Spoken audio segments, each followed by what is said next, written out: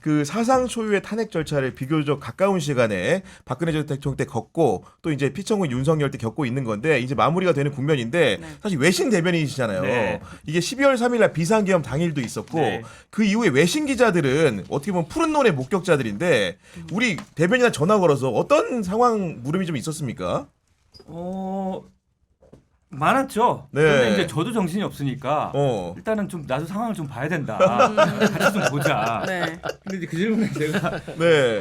이런 얘기를 한 최근에 지난주에 사실은 저희 이제 민주당 대표 이재명 대표가 미국의 워싱턴 포스트하고 인터뷰를 근데 배석하신 거죠, 그러니까. 네. 그 인터뷰 잘 됐습니다. 그래서 음. 이제 하는데 워싱턴 포스트의 모 어떤 기자가 과거에 이제 이런 얘기 우리나라가 그런 얘기했죠. 고요한 아침의 나라. 맞아. 예. 세대가 좀 처음 아래라서 들어보는데. 처음 들어보세요? 네, 고요한 아침의 나라? 우리나라가? 김성환 아니라 독서량의 차이 아닌가요? 아 그래요? 책에 나와요? 김성환 선배님 90년대 뭐 한국은 나 처음 고요한 듣는데. 아침의 나라 이런 표현이죠. 우리나라. 영어로는 그게 타고르가 뭐 그런 말 하지 않았나? 그걸 이제 고요한 아침의 나라라는 좀 거를 문과나 좀 The 외국인- Land 네, of 맞아요. Morning Calm. 그 오, 대한항공 마일리지 맞아요, 같은 맞아요. 모닝 어, 캄. 네. 고요한 아침의 나라가 거기서 나온 거거든요. 근데 최근에 이 계엄 사태 일어난 다음에 이런 얘기 하더라고요. 한국은 이제 The Land of Morning Surprise. 아침에 놀라는 나라. 아침마다 놀라는 나라. 도대체 무슨 일이 일어나고 네. 있는 거냐. 뭐 이런 얘기들 하고. 영어 발음 네. 괜찮네요. 감사합니다. 상당히 엑셀런트합니다. 아니 근데 여기서 갑자기 궁금한 점은 예. 질문 중이지만 네. 진짜 워싱턴 포스트 인터뷰를 하면은 외신 대변인이 통역을 해주는 거죠. 아, 어떻게 진행이 되는 아니죠. 겁니까 이게? 예. 이거 영업 비밀인데. 아니 해주세요. 궁금합니다 우리가. 아니 근데 왜냐면 구독자들이. 외신 예. 대변인을 네. 본 사람이 별로 많지 않을 그러니까. 거고 네. 외신 네. 대변인은 대체 무슨 무슨 일 하는지 역할을 하는 궁금한 거야? 거예요. 그것부터 네. 얘기해야겠네요. 네. 아까 질문하셨잖아요, 사회자님. 네. 국내 정치에 대해서 궁금하거나, 음. 그죠? 아니면 우리 당에 대해서 궁금하거나, 그렇죠, 네. 정책, 정치 상황, 뭐 당 대표, 아니면 뭐 대선 상황이 벌어지면 대선 후보에 대한 궁금증들을 그렇겠죠. 네. 물어보고 정책적으로 어떤 일을 하려고 하고 비전이 뭐고 철학이 뭐고 이런 것들이 궁금한데 그것들을 이제 대응을 해주는 겁니다. 결국은 뭐 언론에 대한 어떤 대응, 관리를 하는 거겠죠. 설명 네. 이런 것들을 합니다. 근데 내신하고 외신하고 좀 차이 나는 점은 네. 제가 이제 항상 강조를 하는데 이재명 예를 들어 민주당 이재명 대표에 대해서 국민들이 모르는 사람이 누가 있습니까? 알죠. 이름 네. 알죠. 뭐 대충 알잖아요. 음. 외신은 외국의 독자들 내지는 거기에 뭐 정부기관, 네. 정치인들 이런 사람들이 이제 대한민국의 뭐 민주당의 뭐 예를 들어 이재명 이런 것들을 보게 되는 매체잖아요, 말 그대로. 그렇죠. 네. 그렇기 때문에 외신은 외교의 1단계다. 외교의 1단계다. 네. 그래서 제가 이 답을 드리는 이유는 워싱턴 포스트 같은 거 예를 들어 외신들하고 인터뷰할 때 통역을 직접 하느냐 어떤 궁금하다 이런 말씀 드리는데 준비를 조금 물론 외교 행사처럼 뭐 정상회담이나 장관들 간의 뭐 미팅이나 이렇게 정말 이 전통의 외교 프로토콜로 준비를 하는 것은 아니나 그에 준하는 방식으로 노력을 많이 합니다. 그러면 어떠한 의제를 가지고 그죠? 네. 그리고 어떤 장소에서 통역은 이번에는 예를 들어 그 외신 매체에서 원하는 경우가 있고 저희가 하는 경우가 있고 그렇겠죠. 아니면 네. 차담회도 합니다. 서로 잘 모르면 본격 인터뷰를 시작하기 전에 그 전에 얘기를 나눠보고 뭐 예를 들어 이재명 대표 같은 경우는 어렸을 때 소년공이었다고 하고 공중 화장실을 뭐 청소하는 네. 가족이 있었고 이런 것들에 대해서 차담회를 설명을 하면서 해주고, 서로 네. 좀 알아가고 이런 것들이 조금 더 앞에 사전에 더 붙죠. 인터뷰를 하고 뭐 통역을 하고 이런 것들이 있습니다. 인터뷰 끝나고 나서도 영어로 인터뷰를 하지는 않지는 않습니까? 그렇죠. 예. 이제 그러면 한국어로 예를 들어 이재명 대표가 답을 한 거에 대해서 그건 외신은 영어로 나갈 거 아니에요. 그렇죠. 그럼 영어라는 게 번역이라는 게 아다르고 어다르기 때문에 그 그렇죠. 뉘앙스를 전달하고 그것은 어떤 예를 들어 한미 관계다라고 하면 거기서의 그 표현은 이런 문맥 하에서 나온 거다라는 설명 즉 팔로우업도 상당히 합니다. 네. 그게 이번에 워싱턴 포스트에서도 사전 준비 현장에서 국회 사랑제에서 했는데요. 잘 됐고 사후적으로도 어떤 피드백을 하면서, 피드백을 네. 하면서 나온 기사입니다. 아니 그러면 예를 들면 그 외국 사절들이나 네. 주한 뭐 예를 들면 미국 대사라 이런 분들 만날 경우가 있는데 그런 경우에는 그 외신 대변인이 어떤 역할을 하는 거예요? 마찬가지죠. 네. 사전 조율 그것보다 더 이제 격을 갖춰서 음. 전통적인 어떤 프로토콜에 맞춰서 하는데 네. 준비를 하고 참석자의 어떤 규모, 장소, 어떤 얘기들을 나눌지 뭐 이런 것들을 좀 준비를 아니 하고 솔직히 분석을 하고 영어를 있습니다. 그 대변인 너무 잘하실 테니까 이재명 대표 영어 수준 어느 정도 됩니까 혹시? 그게 왜 중요해요 지금? 아니 궁금하잖아. 어쨌든 간에 대선 영어 후보니까. 수준? 네. 정치적인 철학보다는 뛰어나지는 않습니다. 영어 능력만으로는. 윤석열 네. 피의자 윤석열 씨는 어땠어요? 저 한번 영어? 궁금해요. 저 지금도 기억나는데 그래요? 한 3년까지는 안 됐고 한 2년 반 전에 한동훈 법무부 장관을 영어 할 때 잘한다고. 기자회견에서 영어 글로벌화돼 있고 영어 잘한다고 음. 궁금했는데 뭐 영어를 얼마나 잘하는지 제가 네. 본 적이 아, 없어서. 아니 그리고 네. 이제 외신에서 이제 이재명 대표를 잘 모르는 사람들도 공부해서 오게 되고 이렇게 하는 건데 네. 주로 외신에서 이재명 대표를 인터뷰한다거나 질문을 할 때 어떤 평가를 하고 그리고 어떤 질문을 주로 하는지도 궁금하거든요. 네. 네. 뭐 어려웠던 성장에 대해서 그 서사를 되게 높이 평가하거나 궁금해합니다. 우리도 마찬가지지만 어떤 문화권에 따라서 그런 것들을 좀 궁금해하고요. 예를 들면 같은 서구권에서도 미국보다는 유럽 쪽이 그런 어렸을 때 오. 어린 환경을 네. 극복하고 자주성가하고 스스로 공부해서 독학해서 이렇게 올라온 것에 대한 서사를 시간을 더 많이 할애하는 것 같아요. 아 그래요? 네. 그다음에 이제 현재 정치, 국내 정치나 외교 안보 이런 쪽으로 가면 이제 국내 정치라는 게 대한민국이 이제 민주화가 이렇게 완성되고 선진국이 왔는데 어떻게 이런 일이 있을 수가 있냐. 모닝 서프라이즈. 네. 이런 부분 국내 정치 상황에 대한 그다음에 이제 요즘에 뭐 혐중 조장하죠. 그다음에 정치적 양극화가 외국에서 느꼈을 때는 한국에서 정치적인 양극화는 세계적인 현상이잖아요. 근데 이 정도인지는 몰랐는데, 그래서 국내 정치에 정치적 양극화 이런 거에 대한 관심이 네. 좀 있고요. 요즘 이제 국내 정치 상황이 그러니까.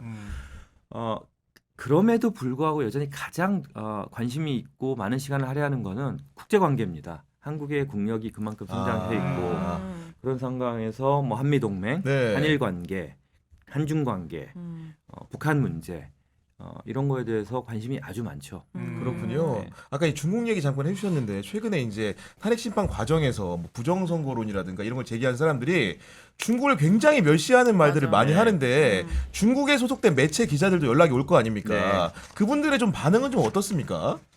관심이 엄청 많습니다. 예상 가능하겠지만 제가 네. 그래서 조금 오늘 아까 살펴보고 왔는데요. 네. 이를테면 그 환구15 관영 네. 중국 환구15 같은 경우는 이런 제목의 기사가 어젠가 나왔어요. 한국 극우 보수가 조작한 중국 개입설은 정치적 술수이다, 뭐 웃음거리다 이런 제목. 신화통신 한국 정치권에서 결국 국민의힘 쪽 여당을 얘기하는 거죠. 한중 관계를 내부 정치제 정략적인 도구로 활용한다는 비판. 홍콩의 이제 SCMP, 네. 남중국 사우스 차이나 모닝 포스트. 윤석열 지지층이 불법 계엄을 정당화하기 위해서 또 혐중, 반중 감정을 조장하고 활용하고 네. 있다. 이런 기사들 지금 계속 쏟아집니다. 중국 쪽에서도. 그렇군요. 그러니까 이게 네. 국내 정치에 활용하는 것이 국내 정치의 양극화, 국민들에게 어떤 짜증과 실망감을 주는 것을 넘어서서 지금 국제 정세가 바뀌는 상황에서 외교 관계에 엄청난 영향을 네. 미치고 있죠. 아 이거 하나 더 여쭤보면은 네. 지난해 12월 5일에 유창호 외교부 네. 부대변인이 외신 네. 기자들한테 사실상 어떻게 보면 계엄을 옹호하는 듯한 입장문이 어떻게 돼 있냐면은 자유민주주의 헌정 질서를 누구보다 숭배하는 대한민국 대통령이라는 낯뜨거운 표현과 함께 전달을 했는데 여기에 대해 가지고 외신 기자들은 좀 어떤 생각을 좀 갖고 있는 겁니까? 제가 그날 네. 그날 아침인가요? 그 아마 그 다음 날인가 다다음 날이었던 것 같아요. 그 계엄한 12월 날. 5일이니까 그쵸? 실제로 네. 모 유럽의 외신 기자가 저한테 그거를 보내주면서 이게 대통령실에 아마 제가 알기로는 미래정책 비서관실의 이제 행정관 네. 유모 출신이고 외교부 부대변인이 그러니까 이런 걸 외신들한테 보냈다라고 해서 저도 그걸 받아보면서 깜짝 놀랐던 게 아, 이런 거 있어요. 어떻게 보냈나? 예, 예. 예. 그 자체가 답을 하지 않았습니까? 유럽의 뭐 100년 이상 된 뭐 이름만 들으면 알만한 네. 매체 외신 기자가 저한테 그걸 보내서 전 처음 알았어요. 그렇구나. 이런 걸 왜 보내죠? 뭐 약간 이런 걸 왜 예, 보내죠? 예. 그러니까 네. 대단히 놀라웠었고요. 또 하나는 이제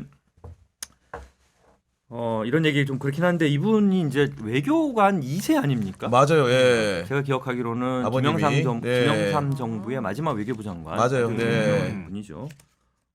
그래서 본인도 이제 그런 외교의 중요성, 국가의 이 정략적인 정쟁적인 측면보다는 국익을 우선해야 되는 외교관으로서의 본분 내지는 국가를 사랑하는 마음이 2대째 내려오는 집안일 네. 거라고 생각을 하는데 보통 국민들 그렇게 생각하지 않겠습니까? 음. 저도 마찬가지고. 네. 대단히 정쟁스러운 워딩을 오늘 외신 기자들한테 그것도 뿌린 거니까. 그런 거 예. 보고 그냥 매일매일이 저도 아침마다 놀라는 시기를 아니 근데 이런 숭배 문화가 어디서 생겼을까? 이번에 이제 김성훈 경호처 차장이 그 윤석열 그 대통령과 이제 주고받은 이제 메시지 같은 것들이 언론에 공개됐는데 윤석열 그 피청구인이 2차 체포영장 집행을 앞두고 김성훈 경호처 차장에게 어떤 문자를 보냈냐? 국군 통수권자의 안전만 생각하라. 김성환 평론가님 이렇게 보냈다는 거 아닙니까 지금? 자기 안전만 생각해 아니 달라는 그러니까 그렇죠. 자기 영장 안전만 집행을 앞두고 체포영장 첫 번째 이제 그 진짜요? 가로막히고 두 번째 가로막히고 아, 이랬던 거 대박. 아마 많은 분들이 기억하실 네. 거예요. 그때 뭐 기관단총을 뭐 하니 어쩌니 아. 이런 얘기까지 나오고 그랬을 때 윤석열 대통령이 첫 번에 체포영장이 그 무산이 되거나 집행이 무산되고 난 다음에 그 다음에 할 때 그렇게 얘기를 했다는 거예요. 그러니까요. 네. 국군 통수권자 아니면 나만 생각하라. 생각하라고. 나만 나의 생각하라고. 안전만. 그리고 처음에 계엄 선포하고 난 다음에는 쥐새끼 한 마리 들어오지 못하게 음. 철저히 통제하라 그랬대요. 그러니까. 그러니까 자기가 잘못한 게 뭔지는 아는 거야. 그렇잖아. 계엄 선포하고 난 다음에 나 떳떳한 계엄이라 그러면 뭐하러 관저에 숨어가지고 달달달 거리고 있겠어요. 네. 왜 아무도 들어오지 못하게 하겠냐고. 그것도 관저에 못 들어오게 한 게 아니라 공간촌에 못 들어오게 하라고 했어. 맞아 공관촌. 네. 공간촌에 아무도 네. 못 들어오게 하라고 그랬단 말이에요. 그러니까 자기가 그때부터 생각한 거야. 내가 이렇게 가면은 내가 체포되거나 내가 무슨 일을 당할지 몰라. 그때부터 경계했고 충실하게 이 충복이라고 하는 김성훈 차장이나 이광우 본부장이나 이런 사람들은 네 알겠습니다. 제가 제 목숨을 다 바쳐서라도 아니, 충성하겠습니다. 제가 이런 이제 식의 태도를 여기서 취한 설명을 거지. 드리면 윤석열과 김성훈이 주고받은 문자 메시지 내용을 네.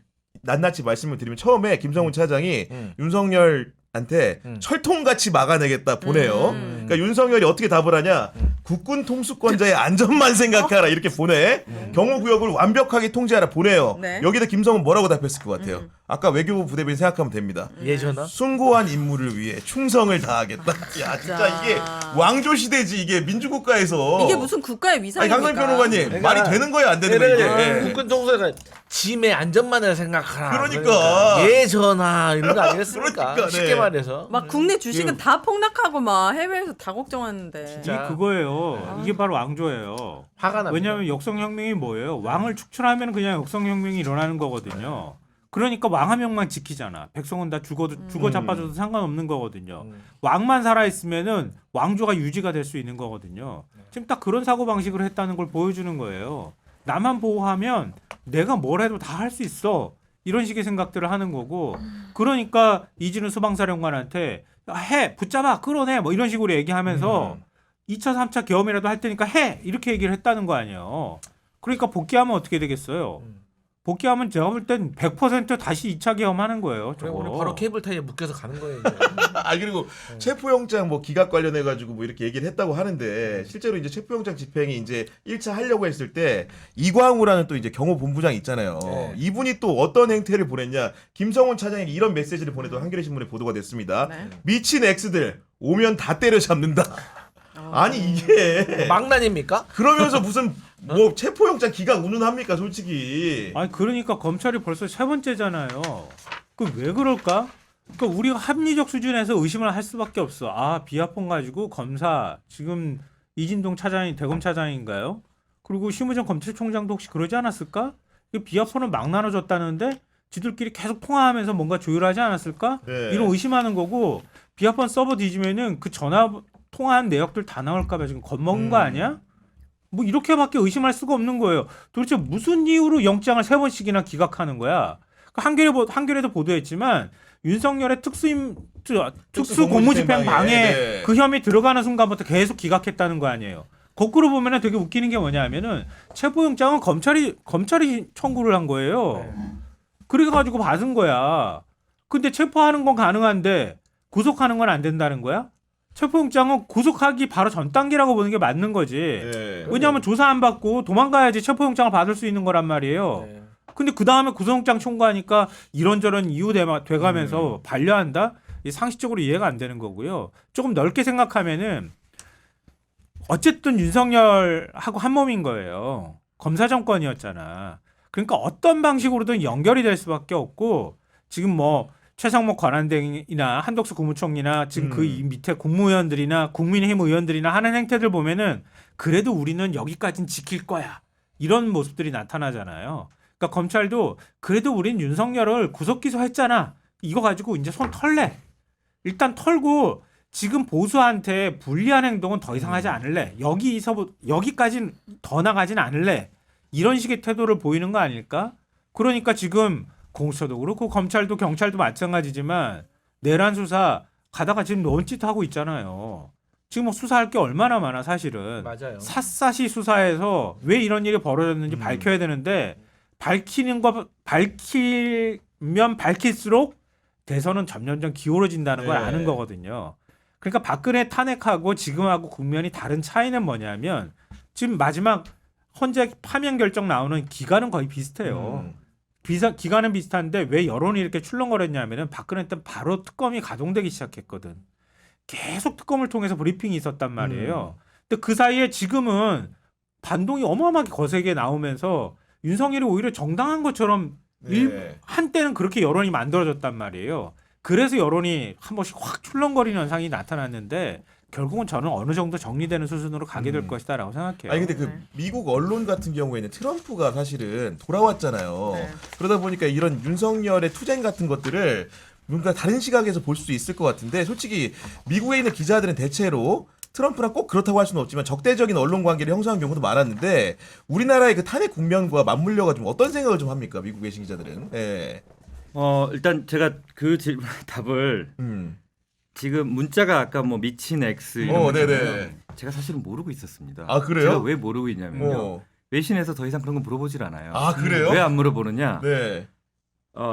첫째는 저한테 물어보면 제가 몰라요. 제가 관심을 안 둡니다. 어처구니가 너무 없으니까 아. 그런 것들 더 이상 안 보고 음. 그러니까 관심도 좀 떨어지는 것 같아요. 음. 계속 강조해서 얘기하는 거는 그리고 외신에서도 이게 헌정 질서 안에서 즉 헌법 체계 안에서 탄핵이란 절차가 네. 민주주의 절차 안에서 잘 이루어지고 있구나. 저도 그거를 기회가 있을 때마다 설명을 하고 있고요. 물론 중간에 우여곡절은 있었죠. 네. 체포 안 되겠다고 숨어 있고, 그렇죠. 그다음에 네. 서부지법의 난동도 있고 이런 것들 이런 국면에서 외신들이 이제 그런 마디마디에서는 취재를 하고 기사를 쓰고 관심 보입니다만 세세하게는 네. 문자가 왔다 갔다 하네 이런 얘기 그래서 제가 진짜 모릅니다. 캡틴 그렇긴 아메리카 해. 등장 이런 거 모르시죠? 제발 모르셨으면 좋겠어요. 외신을. 나 너무 제가 몰라야 제 손발이 어그러들거든요. 물어봐도 내가 모른다. 캡틴 별로 코리아 안 이런 거 없다. 중요하다. 우리 없다. 그렇게 되는 것 같고요. 네. 미국 상황하고 한국 상황하고 1대1로 뭐 맞춰가지고 비교하기는 어려운 그렇죠. 것 같아요. 네. 어려운 것 같고 그러나 중간중간에 마치 외신에서 한국의 지금 상황을 볼 비교할 때 때. 예. 비교하는 것처럼 우리도 마찬가지 우리 상황을 이제 예를 들면 미국의 의사당 1월 지난번에 맞아요. 네. 그런 난입 사태들하고 사건. 네. 비교하고 뭐 아무 말 잔치 대잔치 하는 것들도 연상이 되잖아요. 뭐 그런 정도 이상의 정치적 외교적인 의미를 가지고 이거를 대응을 하고 비교하기에는 한마디로 또 너무 어처구니 없지 않습니까? 그러니까요, 네. 그래서 그렇게 보고 그렇게 비교 분석하지는 않는 것 같습니다. 그런 거고 어쨌든 간에 트럼프 시대가 또 2기가 네. 개막을 했다 보니까 여러 가지 우려되는 지점들이 많고 그런 부분들에 대해서는 외신들도 많이 물어볼 것 같아요. 왜냐하면 결국 대선이라는 게 레짐 체인지가 될 수 있기 때문에 그 경우에는 트럼프 시대를 우리나라가 어떻게 맞이할 것인가 이런 기대를 가지고 질문을 좀 하지 않습니까? 네. 네. 그것도 참 답하기가 궁색해요. 왜냐하면 정통성을 가지고 있는 국가의 대표가 없지 않습니까? 대행의 대행 체제이고 그것을 뭐 예를 들면 미국 같은 경우는 너무나 잘 알고 있죠. 그러니까 국내 지금 아무것도 안 하는 거죠. 트럼프 정부가 예. 새로 신정부가 들어온 이후에 특별한 활동이 없고요. 음. 또 예를 들면 유럽이나 다른 미국을 제외한 나라들도 보면 미국 트럼프 정부의 지금 매일매일 아침마다 놀라운 것들을 대응하느라 또 그들도 바쁘고 그렇기 때문에 이제 원론적인 수준에서의 네. 질문들은 합니다. 예를 들어 민주당 워싱턴 포스트의 민주당 이재명 대표에 대한 지난주 인터뷰 때도 보면 한미 관계에 대해서 어떻게 생각하느냐 네. 그렇고 그런 거에 대해서 차근차근 정성을 들여서 설명을 해주고 있을 뿐 지금 트럼프가 들어섰는데 한국의 정치가 어떻게 가야 됩니까라는 것이 묻기에도 좀 외신 기자들 입장에서도 그렇죠. 네. 그리고 그렇습니다. 아니, 그리고 저도 네. 궁금한 게 이제 저도 각국의 대사관 사람들을 좀 만나봤는데 네. 실제로 아무래도 이제 어떻게 보면 유력 대선 후보를 가진 정당이기 때문에 이재명 대표가 어떤 사람인지 대사관들도 궁금할 거고 물어오는 포인트들이 있을 것 같은데 최근에 가장 궁금해하는 포인트가 좀 어떤 겁니까? 아까 뭐 원론적으로 말씀드린 것 네. 같은데 뭐 기본적으로는 이제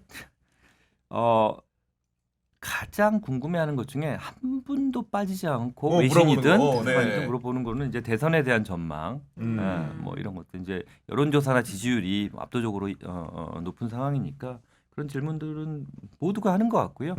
잘 아시겠지만 지금 이제 저희 민주당이나 대표의 생각은 헌정 질서 체제 안에서 지금 혼란스러운 상황, 즉 탄핵 심판이 끝날 때까지 국가가 위기이기 때문에 그거에 집중하자라는 답을 실제로 가지고 있고 그런 답변을 드리고 그렇습니다. 그렇기 때문에 아까 이제 트럼프 정부가 들어섰는데 한국의 네. 민주당의 어떤 대응을 구체적인 부분에서 뭐 관세면 관세 이런 것들 구체적으로 물어보게 한미 뭐 예를 들어 뭐 미군 문제 이런 것들을 구체적으로 봐야 지금 현재로서는 원론적인 답밖에 나올 수 없다는 걸 그들도 알기 때문에요. 네. 그런 얘기까지는 자세한 얘기는 나누고 있는 상황은 아니에요. 아니 반대로 이제 우리 강성필 평론가님 같은 경우에 부대변인 된 다음에 기자들한테 한국 기자들한테 이재명 대표 관련해서 가장 많이 받는 질문이 뭐예요? 이재명 어때? 실제 만나면 어때? 아니, 그럼 뭐라고 얘기해요? 예. 훌륭하지. 뭐야? 거기서 끝은 아닐 거 아니야. 사실 이제 뭐라고 물으면 네. 너 이재명 좋아해? 좋아하지. 왜 좋아해? 그러면 저는 막 이제 계속 얘기하죠. 근데 이제 제가 아니, 민주당 이재명- 부대변인한테 이재명 좋아해라고 물어보는 질문 이상한 거 아니에요? 당연히 아주 좋은 질문이야. 근데 그걸 물어본다고. 그러니까 그거는 사적인 더- 호감이 궁금한 거겠죠. 이제 그것은 예. 이제 더 쉽게 표현을 하면 이재명은 다른 지도자, 역대 다른 대표와 어떤 차이점이 있어라고 저는 생각을 하거든요. 그러면 저는 단연코 자신 있게 말하는 게 행정력이라고 생각합니다. 그러니까 지도자는 뭘 하는 사람이냐면 고민하고 결단하는 사람인데 네. 대부분의 지도자들이 막상 지도자가 되면 결단을 못 합니다. 그래서 계속 숙제를 미뤄두다가 타이밍을 놓쳐서 욕먹는 거예요. 그렇죠. 그리고 예. 어떤 결단을 내리든지 간에 모두에게 박수 받을 수는 없거든요. 그러면 누군가가 비난을 했을 때 그걸 버티는 힘이 있어야 되는데 거기에 있어서 이재명 대표는 버티는 힘이 지도자로서의 하나의 덕목인데 거기에 강점이 있고 일단 제가 행정력을 말씀드렸는데 뭐 하나의 사례를 말씀드리면 과거에 이제 그 경기도에서 계곡에 이제 평상 철거하는 거 이거 사람들이 그냥 아무것도 아닌 거라고 생각하거든요. 계곡이 그거 계곡 물이 흐르는 계곡. 개고기가 왜 나와? 이 사람 개고기는 우리 배고파? 개고기도 뭐 했었잖아요. 아니 계곡이 모란시장. 모란시장도 한번 정리했잖아요. 그랬나? 그랬구나. 맞잖아요. 좀 멋있는 서사가 쫙 들어가서 감정 깨지게 지금 저는 그게 다시 또 인상적이어가지고. 감정을 네. 좀 근데 그런데 보통의 그런 거는 이제 막 여기저기서 민원이 들어와요. 저도 과거에 그런 비슷한 것을 행정 조직에서 경험한 적이 있었어요. 노점상 관련해 가지고. 네. 그러니까 노점상을 단속을 하려고 하니까 국회의원 22명한테 전화가 와요. 하지 말으라고. 마찬가지로 그러면 이재명 대표도 계곡에 연락을 똑같이 계곡에 받았겠죠. 예. 있는 평상을 계곡. 철거할 때 얼마나 벨리. 근데 그걸 해내더라고. 그리고 코로나 맞아요. 때도 그 딱 행정 집행 명령 내려버리잖아요. 네. 근데 보통의 지도자들은 그렇게 못합니다. 이게 정말 제대로 결단을 내렸는데 공격이 막 들어오면 그리고 딱 반대되는 언론에서 막 비난 방송을 하면 흔들리게 돼 있는데 이재명 대표는 그런 면에 있어서 강점이 있다. 저는 그게 지도자로서 상당히 중요한 부분. 왜냐? 그런 성격을 못 갖고 있잖아요. 그럼 되는 것도 없고 안 되는 것도 없어. 이래도 흥 저래도 흥이야. 네. 네. 그래서 저도 저는 이재명 대표님 만나면은 물어보고 싶은 질문들이 있었거든요. 어떤 근데 거예요? 2주에 예. 만나게 됐어요. 진짜 네, 누구랑? 방송 예. 이재명 대표님을 만날 아니, 어느 기회 방송에서? 그건 예. 말할 수 없고요. 근데 대충 용감이 나오는데. 그래서 저는 이 검찰 개혁이나 언론 개혁 같이 큰 과제들을 사실 문재인 정부 때 못했잖아요. 근데 이걸 하면은 너 보복하는 거 아니야? 또 여러 여풍이 있을 텐데 그럼에도 불구하고 이것을 반드시 해내주실 수 있는지 저 이런 거 진짜 궁금하거든요. 한 국민으로서. 저 해낸다라는 꼭지를 하니까 외신에서 공통적으로 지난번에 이제 워싱턴 네. 포스트도 그 질문이 나왔는데 그 기억하시죠? 계엄령이 선포된 그 밤에 이재명 대표가 자택에서 출발해가지고 유튜브도 하고 키고. 담을 맞아요. 놓잖아요. 월담하고. 네. 근데 이제 물론 우리 국내 이제 국민들이 보기에는 뭐 국회의장도 그러셨고 많은 국회의원들이 그렇죠. 기자 민주연합이다 네. 그랬지만 한 당의 유력 후보가 이제 다음 정권의 가장 유력한 후보가 당을 이끌고 있는 대표가 유튜브를 하면서 월담을 하는 그거 되게 이렇게 뭐랄까 외국인들이. 그거에 대한 질문이 계속 오, 있었어요. 그럴 것 같다. 희귀한 예. 장면, 희귀한 그러면서 장면. 나중에 이제 하는 얘기가 이것도 왜 이재명 대표가 실용주의 문제를 해결하는 게 집중하다. 뭐 그 하얀 고양이 흥묘백묘. 예. 흥묘분묘라고는 안 했습니다. 아무튼, 하얀 예. 고양이, 검은 고양이 어. 서로 문제를 해결하는 데 집중하는 사람이라는 것이 이제 실용주의, 외교에서도 실용외교. 그러니까 뭐가 있으면 해결을 하는 사람. 이런 거에 대한 관심을 좀 외신에서도 네. 그걸 그렇게 풀어서 나가더라고요. 네.